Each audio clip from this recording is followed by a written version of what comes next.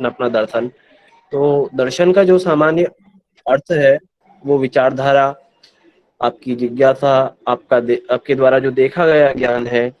देखने से तात्पर्य केवल देखा नहीं, अनुभव किया गया जो ज्ञान है वो दर्शन कहलाता है।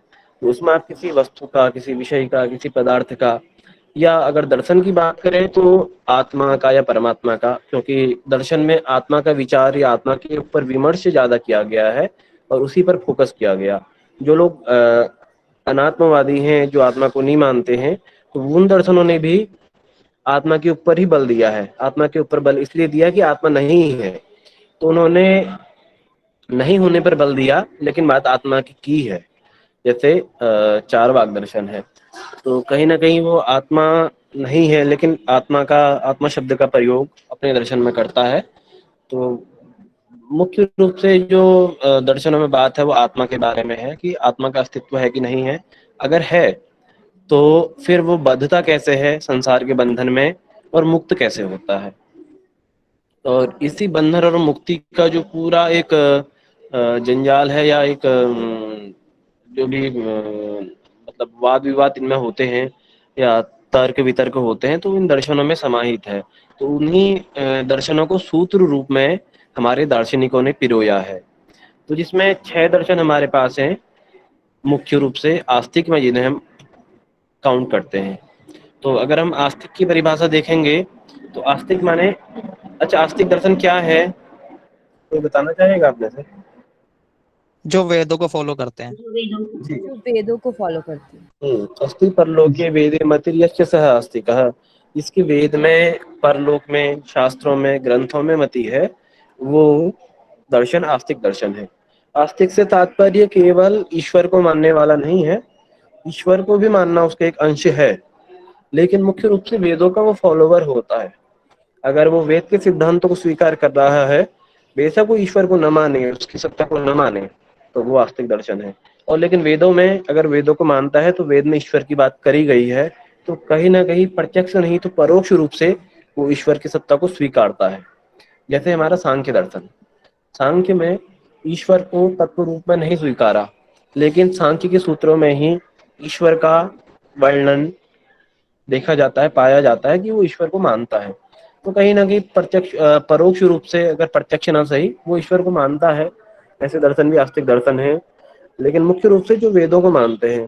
तो ऐसे दर्शन जो वेदों को, और वेदों में आत्मा की बात करी है तो आत्मा की सत्ता भी स्वीकारते हैं, और जो स्वर्ग नरक और मुक्ति है, मोक्ष का मार्ग है, ऐसे ही दर्शन जो स्वर्ग नरक और मुक्ति के मार्ग को जानते हैं और मानते हैं, उसकी सत्ता को मानते हैं कि स्वर्ग भी होता है, नरक भी होता है, मुक्ति भी होती है, आत्मा बंधन में भी बंधता है, तो इन दर्शनों को आस्तिक दर्शन कहा जाता है।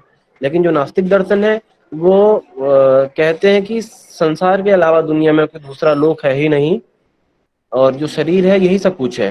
शरीर की सत्ता समाप्त हो जाने के बाद शरीर भस्मीभूत हो जाता है, नष्ट हो जाता है, और जब शरीर नष्ट हो गया तो फिर परलोक का तो कोई चक्कर है ही नहीं। तो इसलिए जब तक हम इस भूलोक में रहते हैं तब तक सुखी रहो, चाहे हमें लूटपाट करके किसी भी प्रकार की अराजकता से भोग करना पड़े, ऐश्वर्य करना पड़े तो करो, लेकिन अपने शरीर को सुखी रखो। ऐसी अनात्मवादी या नास्तिक दर्शनों की सोच या चिंतन है प्रायः। लेकिन हमारे आस्तिक दर्शन पूरा जीवन दर्शन है, जीवन पर आधारित है, जो हमें जीवन, मतलब अगर मानिए स्वर्ग नरक नहीं भी है तो उसी बहाने हम लोग कोई गलत कार्य करने से बचते हैं, उनके डर से कि हम मरने के बाद मुक्त नहीं हो पाएंगे, हम नरक में जाएंगे, वहां हमें तरह तरह के जो है यातनाएं, प्रताड़ित किया जाएगा हमारी आत्मा को। और ऐसा हमारे शास्त्र मानते हैं, तो शायद कहीं ना कहीं होगा। ये सब साधना के अनुरूप अनुभव का विषय है।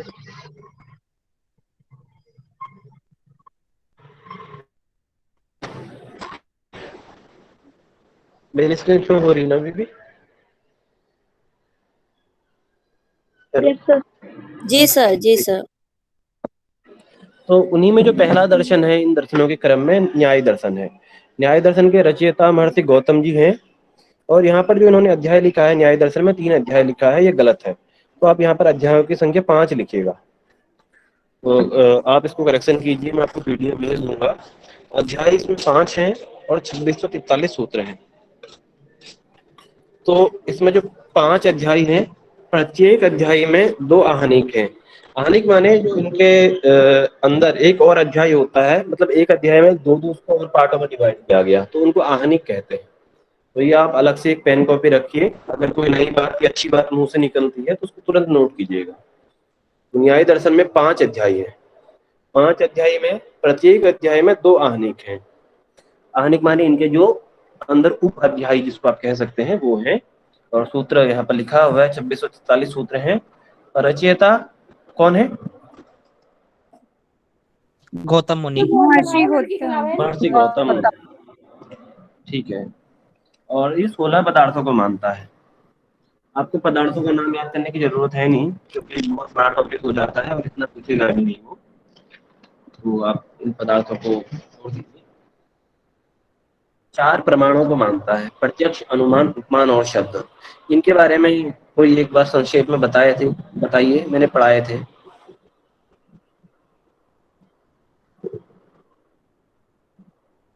क्या है प्रत्यक्ष, अनुमान, उपमान और शब्द? हेलो सर, आपने बताया था प्रत्यक्ष मतलब कि प्रति प्लस अक्ष, आपने ऐसे कुछ बताया था कि जो इंद्रियों द्वारा हम जिनको देखते हैं सामने उन्हें हम प्रत्यक्ष कहते हैं। और इसमें बताया गया कि प्रत्यक्ष हम 3 चीज़ों से देखते हैं, हम इंद्रियों से और इंद्रियों के विषय के साथ और जो उनका संबंध होता है ज्ञान से, वो प्रत्यक्ष कहलाता है। अनुमान में आपने बताया था कि हमारे जो लिंग और लिंगी, इसमें 2 चीज़ आपने शायद बताई थी। उसके आपने 3 भेद बताए थे, पूर्वत, शेषवत और एक समन्वय दृष्टि, शायद उसमें 3 भेद हैं। फिर इसका अनुमान मतलब कि हम अपने नॉलेज से अगर हम कुछ देखते हैं, जैसे कि धुआं देख के ये देखना है कि आग लगी है कहीं पर, ये अनुमान के अंदर का एक एग्जाम्पल था। उपमान में हम किसी की उपमा देखकर, मतलब उसकी क्वालिटी देखकर हम उसमें कंपैरिजन करते हैं। इसमें एक एग्जाम्पल था गाय का नील गाय के साथ, कि जब हम गाय की क्वालिटी, गाय के बारे में बताते हैं तो हम कभी नील गाय बोलते तो उसकी ही छवि हमारे सामने दिखती है। फिर आपने बताया था एक शब्द प्रमाण, जिसको ही हम बोलते हैं कि जो आप्त है, उसमें बताया था कि जब सूत्रों के द्वारा लिखा गया है, जो वेदों में बताया गया, उनको हम आप्तोपदेश कहते हैं, वही शब्द प्रमाण होते हैं। फिर अर्थापत्ति आपने बताया था एक, शायद कि किसी को भूख लगती है जो खाना खाते भी।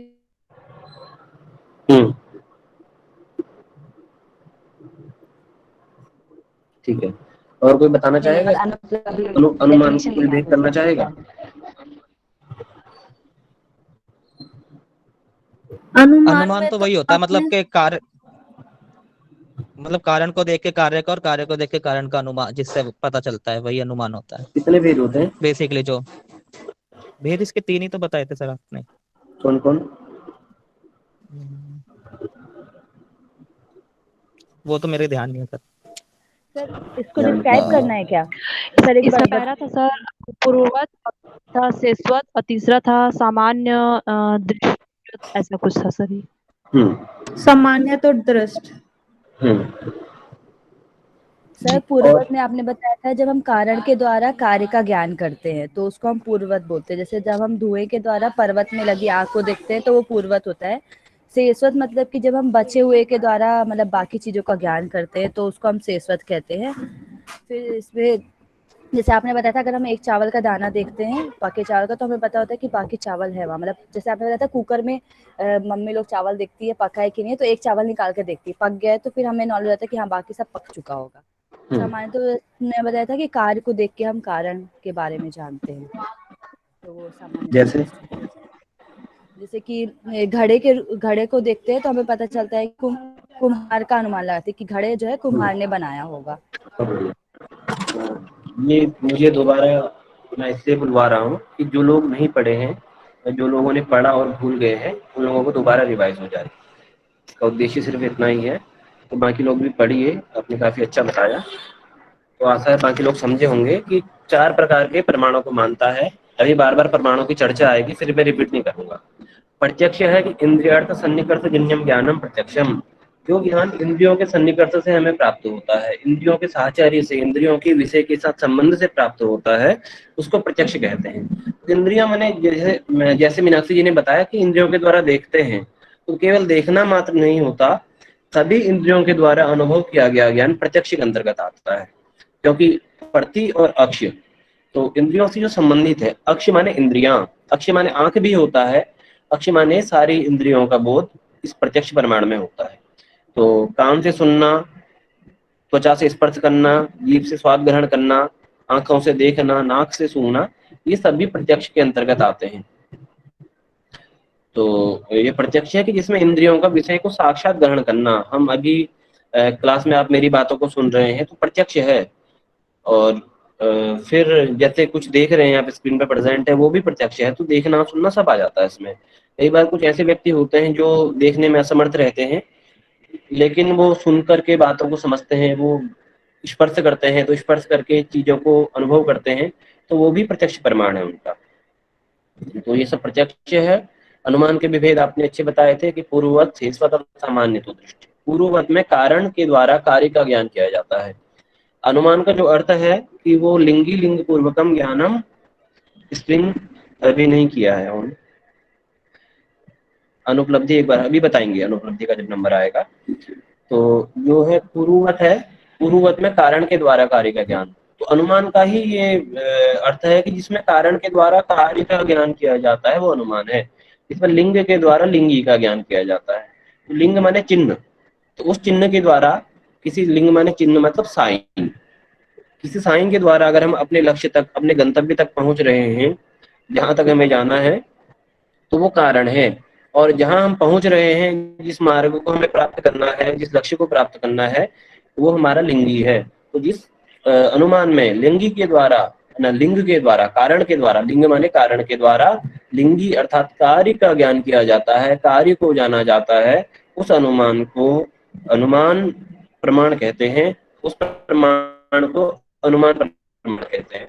और उसमें भी जो कारण और कार्य वाला है, ये पहले पूर्ववत में आता है। तो जहाँ पर हमने धुआं देखा और धुएं से आग हमने देख ली, मतलब आग का अनुभव कर लिया। पहाड़ के पीछे आग लगी हुई है, हमें आग नहीं दिख रही और हमें धुआं दिख रहा, तो हम धुएं के द्वारा अनुमान लगाते हैं कि आग उस पहाड़ के पीछे जली है। क्योंकि हमने ज्ञान आग का करना है, तो उस धुआं जो कारण रूप है उस अग्नि का ज्ञान कराता है, उसके ज्ञान का कारण बनता है, तो धुआं कारण है और अग्नि कार्य है। इस अनुमान को पूर्ववत, शेषवत माने किसी एक छोटे से अंश द्वारा बाकी सकल अंशी का ज्ञान करना, उसको शेषवत कहते हैं। चावल वाला उदाहरण है कि जैसे एक चावल का आपने देख लिया पका है और बाकी सारे चावल का अनुमान आप लगा लेते हैं, शेष का जो बचे हुए का अनुमान लगा लेते हैं।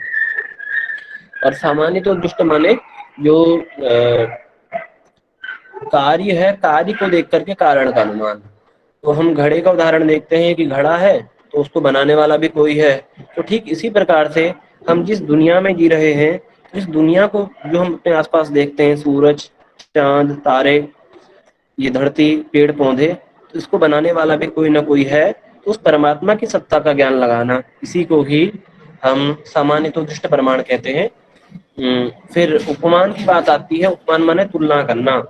तो किसी एक वस्तु को मिलती जुलती हमने देखा और उसी मतलब एक वस्तु को देख करके उसी से दूसरी मिलती जुलती वस्तु को देखना, हम उसको कहते हैं कि ये अनुमान उपमान प्रमाण है। उपमान माने तुलना करना, एक वस्तु को देखा और उससे दूसरे की तुलना कर लिया, तो उपमान है। और जब एक शब्द की बात आती है तो शब्द माने जितने भी हमारे पास वेद, दर्शन, पुराण, ये सब लिखे गए हैं, ये आप्त वचन में आते हैं। इसी को शब्द भी प्रमाण कहते हैं, या किसी श्रेष्ठ व्यक्ति के द्वारा कही गई बातें जो है आप्त प्रमाण या आगम या शब्द प्रमाण के अंतर्गत कही जाती है। तो इसके बाद अब इतने प्रमाणों को मानता है प्रत्यक्ष, अनुमान, उपमान और शब्द को। तो इसमें आप लिख लीजिए कि ये 16 पदार्थों को मानता है। इसके अतिरिक्त आपको बता रहा हूँ, 16 पदार्थ को लिखे हैं यहाँ पर, 4 प्रमाणों को और 12 प्रमेय।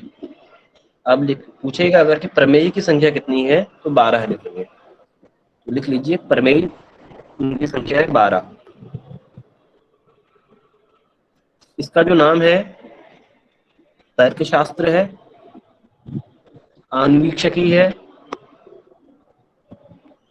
तो शायद होगा नीचे, हाँ ये है, तर्कशास्त्र है, आन्वीक्षिकी है, वाद विद्या, प्रमाण शास्त्र, इसको कहा जाता है।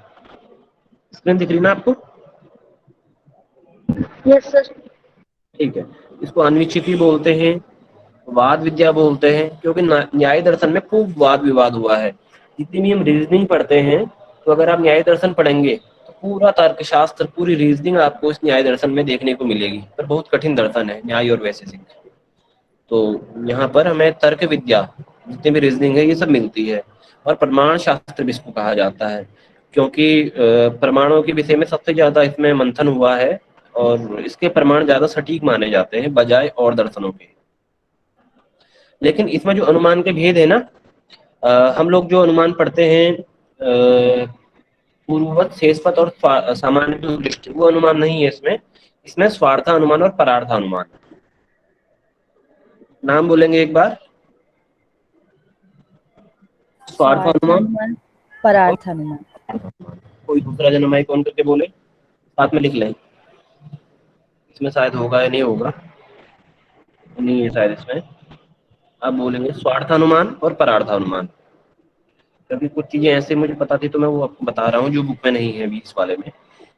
स्वार्थ अनुमान और परार्थ अनुमान। परार्थ अनुमान, स्वार्थ अनुमान वो होता है जो हम केवल अपने, जैसे हमने धुआं और आग, हमने धुआं देखा और धुएं के द्वारा हमने आग को जान लिया, तो आग का पता करना अपने आप में स्वार्थ अनुमान है। हमें पता चल गया, हमें पता है कि इसके पीछे लॉजिक ये है, तो हमने खुद में मान लिया, ये स्वार्थ अनुमान है। जब परार्थ अनुमान हम लोग सिद्ध करते हैं, तो परार्थ अनुमान में कुछ तर्क दिए जाते हैं। अगर हमें अपनी बात को सिद्ध करना हो ना, तो हमें दूसरे को लॉजिक देना पड़ता है, उसके पीछे की पूरी प्रक्रिया समझानी पड़ती है कि कैसे धुआं है तो धुएं के द्वारा हम आग को, हम कह रहे हैं कि पीछे आग जली हुई है, उसकी पीछे की पूरी प्रक्रिया, पूरा साइंस बताना, इसको परार्थानुमान कहते हैं। तो स्वार्थानुमान में आप देख रहे हैं, आपने मान लिया, ठीक है, लेकिन किसी नए बंदे को आप बता रहे हैं, किसी नए व्यक्ति को आप बता रहे हैं, तो वहां पर आपको परार्थानुमान से सिद्ध करना पड़ता है कि धुएं के द्वारा, जब धुआं है तो धुएं के जो कारण है, जो धुआं है, उस कारण का कोई ना कोई कार्य अवश्य है, वो कार्य आग है। तो धुआं देख करके पीछे पहाड़ के आग जली है ऐसा निश्चय कर लेना परार्थ अनुमान है। लेकिन ये दूसरे को आपको कारण के द्वारा, उसके पीछे जो साइंटिफिक कारण है उसके द्वारा समझाना, ये परार्थ अनुमान है।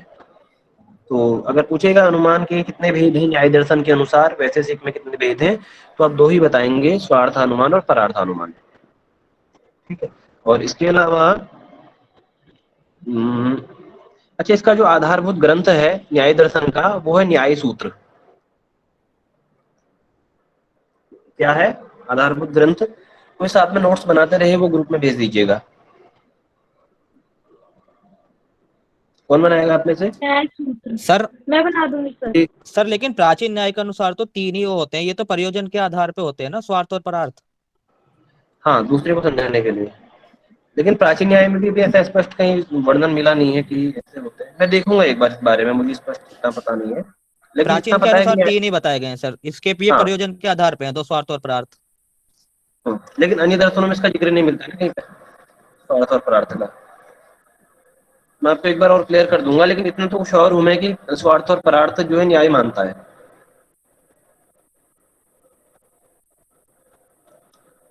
इसका जो आधारभूत ग्रंथ है न्याय सूत्र है।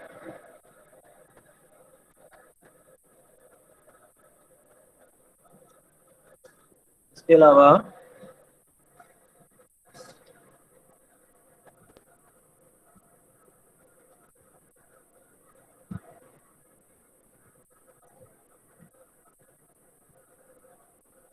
हाँ, न्याय शास्त्र को भी दो भागों में विभाजित किया है, नव्य न्याय और प्राचीन न्याय। तो जो नव्य न्याय है, इसको गंगेश उपाध्याय ने लिखा। ये बहुत बड़े बगलामुखी के साधक थे और किसी से एक बार शास्त्रार्थ उनका चल रहा था, तो उसमें शायद हारने वाले थे। इन्होंने बगलामुखी की साधना करी और साधना करने के बाद इनको 18 शब्द मिले। इसमें न्याय की जो शब्दावली है इतनी कठिन है कि समझ में भी नहीं आती, अवचिन्न अवचिन्न सब उसमें शब्द हैं। तो इनको 18 वो शब्द वहां से मिले बगलामुखी की साधना से गंगेश उपाध्याय जी को। तो इन्होंने उनसे नव्य न्याय की रचना करी। और प्राचीन न्याय जो है वो गौतम ने लिखा।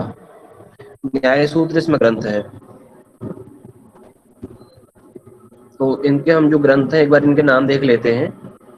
ये ग्रंथ आ सकते हैं कि इसमें ग्रंथ कौन कौन से, उनके रचनाकार कौन कौन से हैं। तो न्याय दर्शन को जो मुख्य ग्रंथ है वो न्याय सूत्र है, महर्षि गौतम ने लिखा। इसके प्रवर्तक भी महर्षि गौतम है, वहीं से न्याय दर्शन की शुरुआत हुई थी।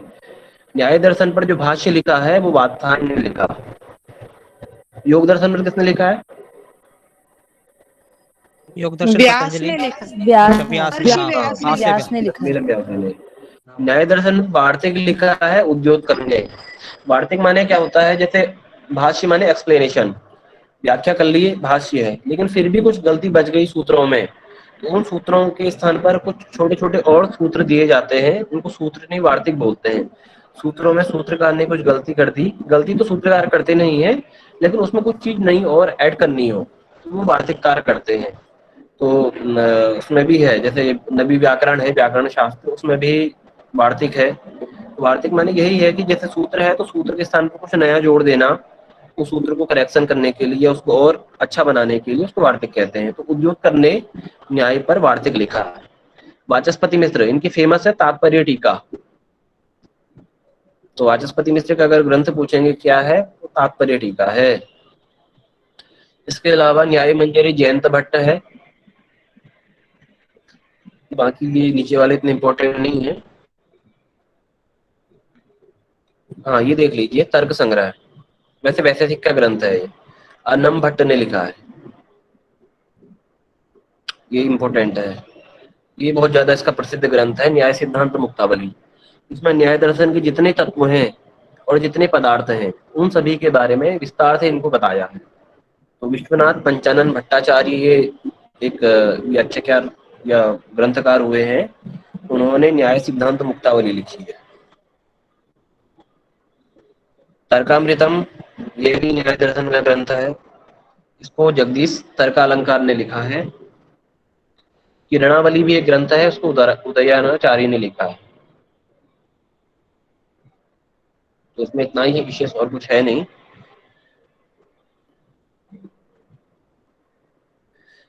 और जो ये न्याय सूत्र का भाष्य है, ये ईसा से 400 ईस्वी पूर्व लिखा गया, इसमें आप ऐड कर सकते हैं। वात्स्यायन ने जो न्याय भाष्य लिखा है ये ईसा से 400 वर्ष पूर्व लिखा गया है। और जो वार्तिक लिखा है ये ईसा से 600 वर्ष पूर्व लिखा गया, न्याय वार्तिक। तो पहले इसकी रचना हुई वार्तिक की, और वार्तिक के उपरांत 200 वर्ष बाद न्याय भाष्य की रचना हुई है।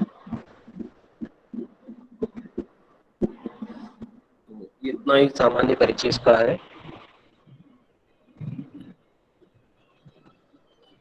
अब हम वैशेषिक की बात करते हैं। वैशेषिक दर्शन, इसके प्रणेता कौन है? महर्षि कर्णाद। महर्षि कणाद। हाँ जी।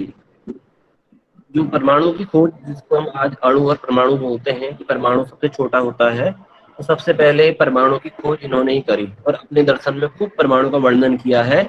उस जमाने में, जिस जमाने में कोई भी सूक्ष्मदर्शी या कोई भी ऐसी तकनीक, ऐसे यंत्र नहीं बने थे जो जो सूक्ष्म तत्वों को देख सके। तो ये इतने तत्वदृष्टा थे, इन्होंने एक बांस के डंडे से परमाणु को देख लिया था। और अपने दर्शन में आप पाएंगे, अगर ये वैशेषिक दर्शन पढ़ेंगे, परमाणु का इन्होंने खूब चर्चा, खूब बताया परमाणु के बारे में। तो इसमें वैशेषिक दर्शन है, इसमें भी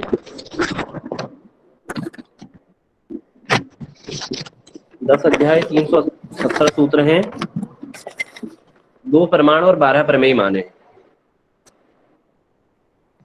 तो प्रत्यक्ष और अनुमान को ये मानता है वैशेषिक दर्शन, और 12 प्रमेय ये भी मानता है। साथ में 7 पदार्थों को मानता है। 7 पदार्थ में द्रव्य, गुण, कर्म, सामान्य, विशेष, समवाय और अभाव। इसमें क्या है कि जो विशेष नामक पदार्थ है, ये यहाँ पर नोट करने का विषय है, पेन पकड़िए और नोट कीजिए। इस विशेष नामक पदार्थ को मानने के कारण ही सर 7 आप मानता है, 6 मानता है सर? नहीं, 7 पदार्थों को मानता है। 7वां अभाव। द्रव्य गुण कर्म सामान्य विशेष समय अभावाः सप्त पदार्थाः करके इसका वो है।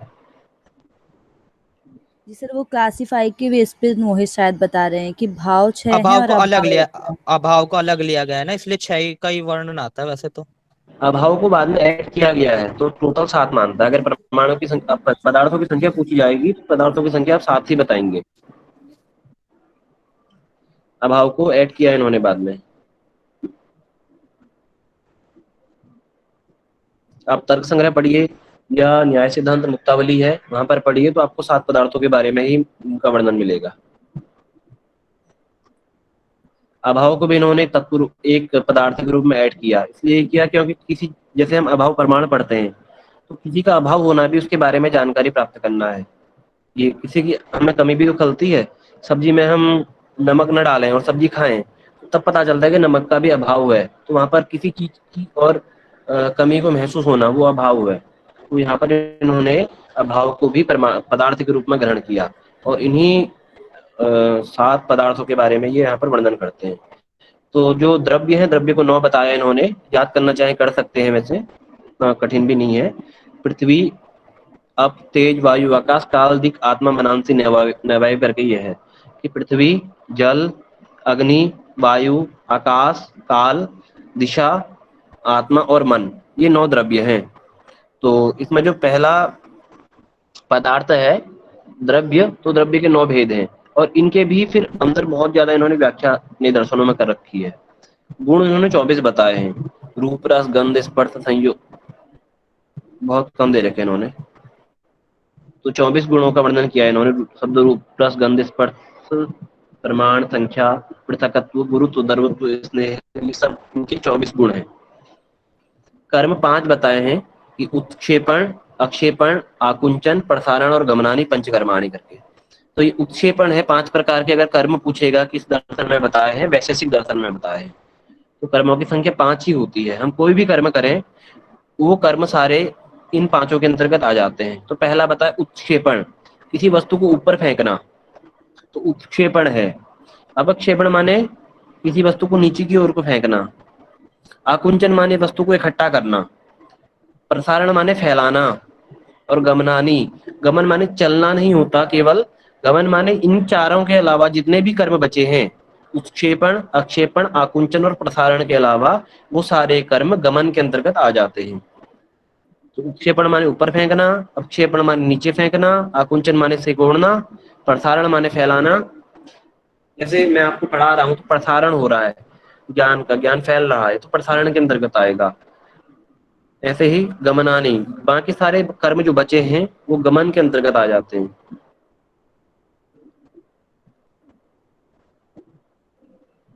सामान्य, विशेष और समवाय, इनकी संख्या एक एक बता रखी है।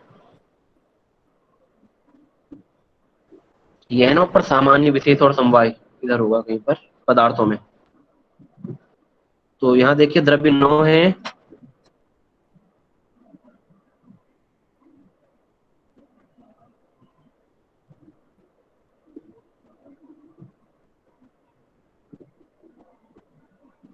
द्रव्य 9 है, गुण 24 है, कर्म 5 है, सामान्य, विशेष और समवाय इनकी संख्या एक एक है और अभाव के 4 भेद हैं।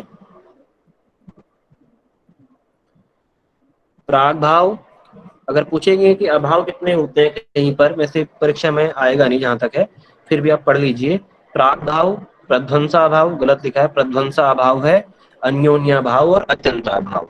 तो एक बार इनके बारे में पढ़ लीजिए कि प्राग भाव क्या है। प्राग भाव वो होता है जो वस्तु की उत्पन्न होने से पहले होता है। मट्टी है, मट्टी घड़े वाला उदाहरण हर जगह मिलता है, तो मट्टी का घड़ा बनने से पहले उस घड़े का प्राग भाव है। तो मट्टी है और घड़ा बना नहीं है, तो घड़े की उत्पत्ति अभी तक हुई नहीं है, तो वो घड़ा उस मट्टी में छुपा हुआ है, तो उसका प्राग भाव है। और फिर बताया प्रध्वंसा भाव, घड़ा टूट गया और मट्टी बन गया, तो प्रध्वंसा भाव, जहां था वहीं मिल गया।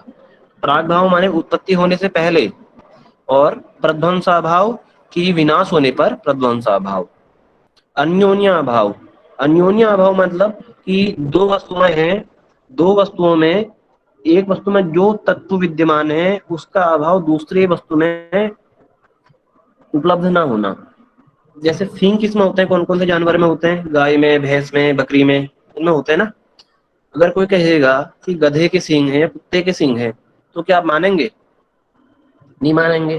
तो गधे में या कुत्ते में जो सिंह है उनका अन्योन्य अभाव है, कि जो एक वस्तु है, एक वस्तु में जो तत्व विद्यमान है, उन तत्वों का या उन गुणों का या उन वस्तुओं का अन्य दूसरी वस्तु में अन्योन्य अभाव है ना, तो अन्य वस्तु में अभाव होना, वो अन्योन्य अभाव है कि एक चीज में जो गुण है वो जरूरी नहीं है कि हर दूसरी वस्तु में, हर वस्तु में हो, तो वो अन्योन्य अभाव है। जैसे जो गाय के सींग है तो ठीक है, लेकिन अगर कोई कहेगा कुत्ते के सींग या गधे के सींग, तो हम नहीं मानेंगे। तो जहां पर किसी चीज के द्वारा किसी चीज की पहचान की जाती है, जैसे गाय की पहचान सींग के द्वारा, उसके गले में जो नीचे वो चमड़ी सी लटकती है उसके द्वारा, उसके थनों के द्वारा की जाती है।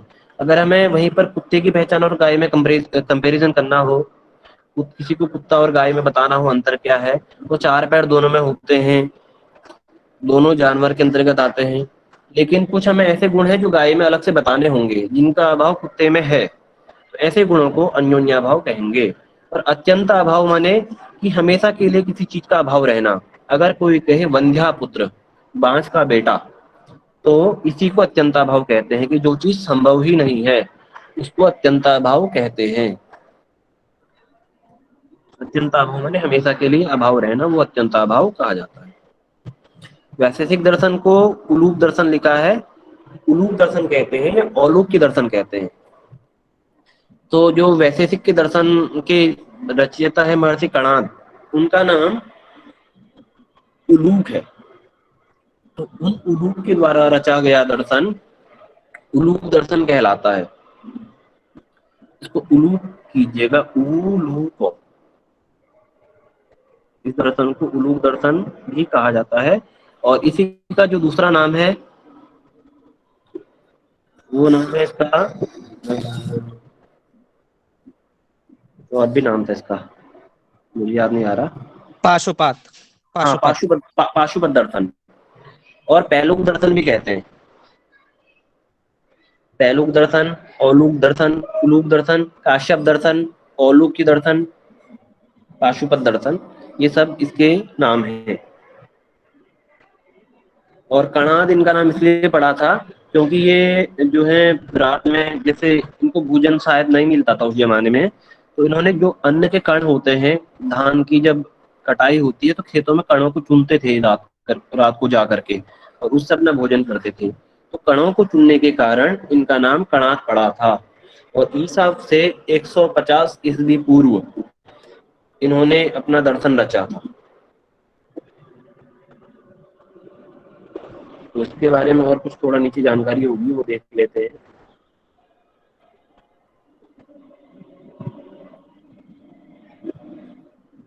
इस दर्शन के तीन नाम हैं, वैशेषिक, कणाद और औलूक्य। और काश्यप दर्शन भी कहते हैं इसको, पैलुक दर्शन भी कहते हैं, ये आप नाम लिख लीजिएगा। वैशेषिक दर्शन के प्रवर्तक कणाद हैं, सोम शर्मा के। हाँ, अगर इनके पूछेगा कि जो कणाद के गुरु हैं कौन है, तो ये सोम शर्मा इनके गुरु थे और शिव के अवतार माने गए हैं। भगवान कणाद भगवान शंकर के अवतार माने गए हैं। सूत्रों की संख्या 370 है, 10 अध्यायों में विभक्त है, तथा प्रत्येक में 2-2 आहनिक है। 10 अध्यायों में कहीं पे 5 लिखा था, चलो इसको मैं आपको बताता हूँ कितने में है करके। न्याय सूत्र से वैशेषिक सूत्र प्राचीन है। एक बात और, कि जो न्याय दर्शन और वैशेषिक दर्शन है, ये दोनों अन्योन्याश्रित हैं।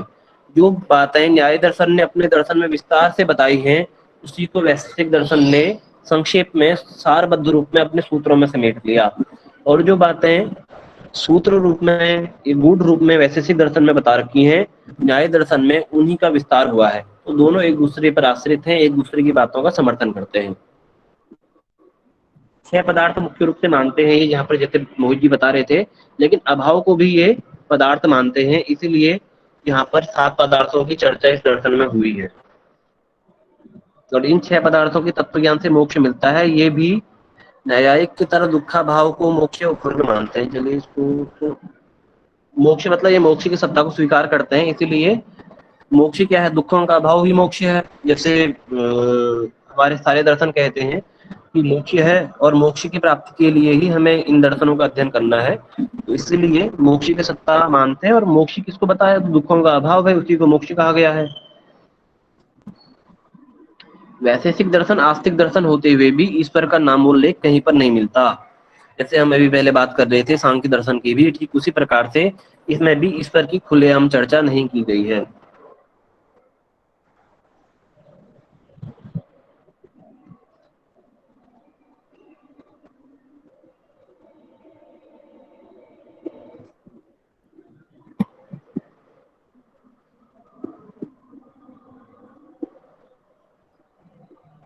गणाद ने गुणों की संख्या 17 मानी है। 17 गुण, और टोटल इन्होंने 24 7 गुणों को जोड़ करके, बाद में इसमें अच्छा पहले 17 गुण थे और प्रशस्त पाद नाम की कोई इनके भाष्यकार या कुछ हुए हैं, तो इन्होंने इसमें 7 और ऐड कर दिए, तो 24 गुण इन्होंने अपने दर्शन में मान रखे हैं। आत्मा नित्य माननी है और अनेक रूप। एक चीज और कि जो आत्मा है उसको अलग अलग धर्म में अलग अलग नाम से कहा गया। अगर हम वेदांत या पूर्व मीमांसा पढ़ेंगे तो वहां पर आत्मा को जो है जीव के रूप में कहा गया है। आत्मा को जीव बताया, योग दर्शन और सांख्य दर्शन में पुरुष बताया है, न्याय और वैशेषिक में इसको आत्मा के नाम से कहा गया है।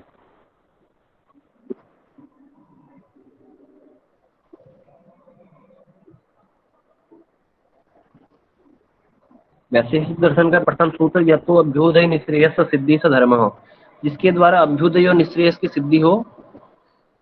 अभ्युदय माने जो ज्ञान का उदय होना, और श्रेयस कर निश्रेयस माने जो है कल्याण हो, वो धर्म है। धर्म की परिभाषा बताते हैं। पहला सूत्र इनका धर्म के बारे में ही है।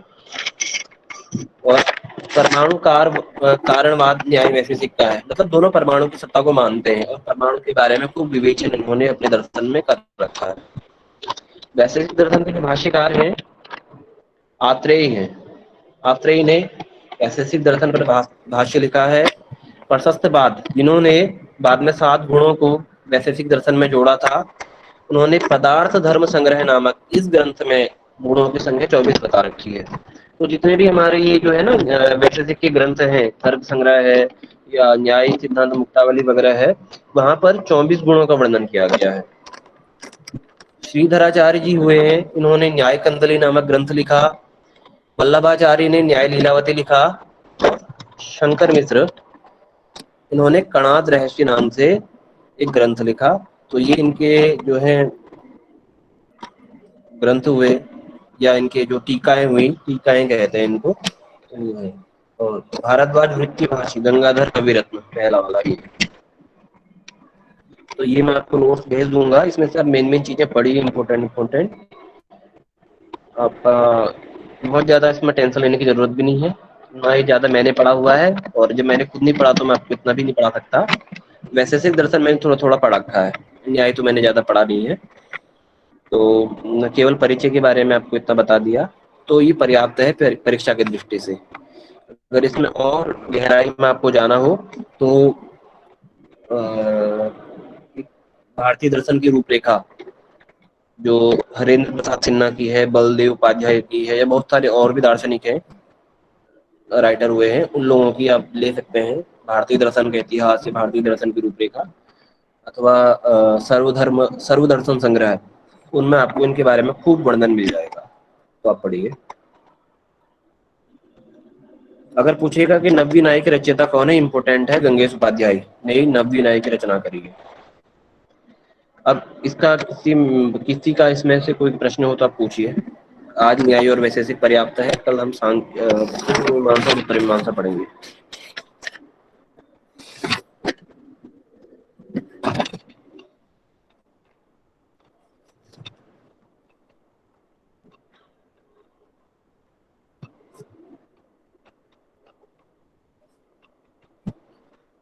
क्या मेरी आवाज आ रही है? जी रोहित जी, आवाज आ रही है। किसी को कोई शंका, कोई डाउट, कोई प्रश्न? किसी ने नोट्स बनाए भी, जो चीजें एक्स्ट्रा बताई थी? हाँ सर, सर मेरा एक क्वेश्चन है। आपने बोला कि वैशेषिक दर्शन में परमाणु का उल्लेख मिलता है, तो उन्होंने परमाणु का भी अंदर का पार्टिकल्स का उल्लेख दिया हुआ है क्या इसमें? हाँ बिल्कुल, उन्होंने ये जितने भी हमारे पंच तत्व है, पंच तत्वों का एक एक सूक्ष्म रूप से वर्णन किया है। यहाँ तक कि बिजली वगैरह का भी, विद्युत का भी वर्णन किया है कि विद्युत उस समय में थी। तो बिजली तो थी पहले, उसके सत्ता तो थी, बस उसको हमने मंथन नहीं किया था। और जो आज हमारा बल्ब जल रहा है उसका आविष्कार नहीं हुआ था। लेकिन ऐसा कहना कि बिजली की सत्ता नहीं थी वो गलत है ना। तो इन सब चीजों को सूक्ष्म रूप में वर्णन किया, परमाणु रूप में, तभी तो परमाणुवाद पड़ा इसका।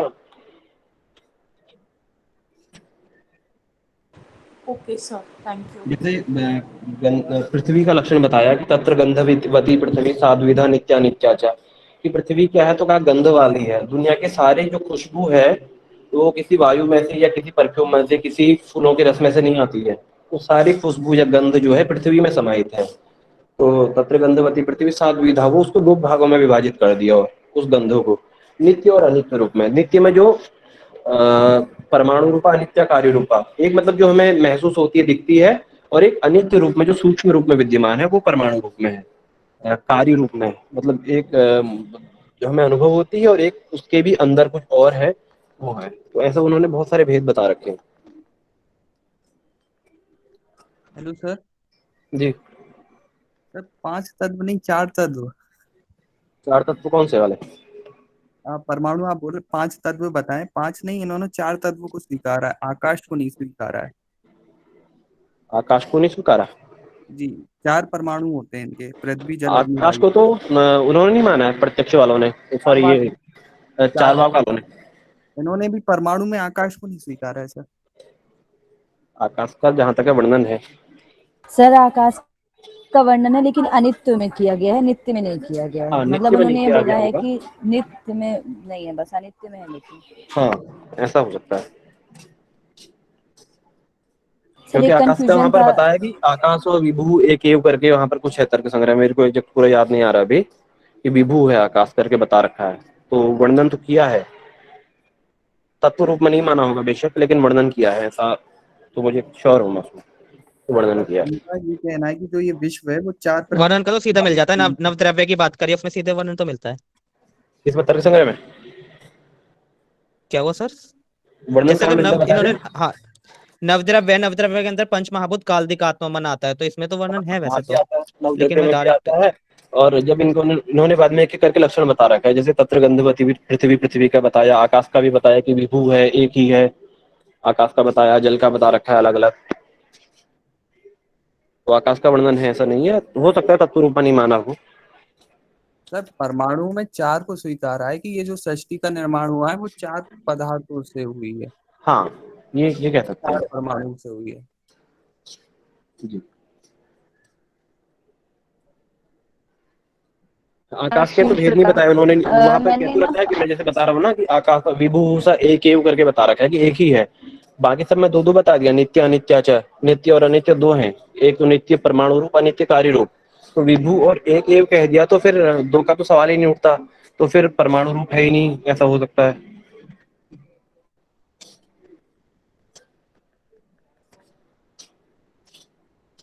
सर सूत्र का बता दीजिए अर्थात। सर मैंने न्याय दर्शन में 2 जगह पे अलग अलग पढ़ा है, मतलब 530 जो आपने बताया, 2643 बताया, मैंने 538 भी पढ़ा है, तो कौन सा कंसीडर करेंगे हम? बहुत न्याय मतलब दर्शन मैंने में पढ़ा सूत्र नहीं। कितने हैं ना? सर आपने जैसे 2643 बताए हैं, वैसे मैंने सच बताओ, 538 भी पढ़े। मैंने भी वही पढ़ा है जो आप बोल रहे हैं, 500 वाला। 543 था, कितना था, ऐसे कुछ था। 538 वाला सर। 500। हाँ। लेकिन यहाँ पर पता नहीं इन्होंने अपने मन से 2643 दे दिया है। अध्याय भी इन्होंने गलत लिखे हुए हैं, 3 लिखे हुए हैं, अध्याय 5 है। जी सर, वही थोड़ा कंफ्यूजन हो गया। तो जहाँ तक है 542 है ना, 542। 538 है सर। 38 है, मैंने शायद कहीं 42 पढ़ा था। चलिए एक बार मैं देख के और कंफर्म करके बताऊंगा। 2600 तो मेरे ख्याल से जहाँ तक है नहीं है वो भी, 500 कुछ ही है, 42 या ऐसी कुछ 38 होंगे या तो। कल मैं आपको बता दूंगा सूत्रों के बारे में। और कुछ बताना था जो कल देखना है आज के में से?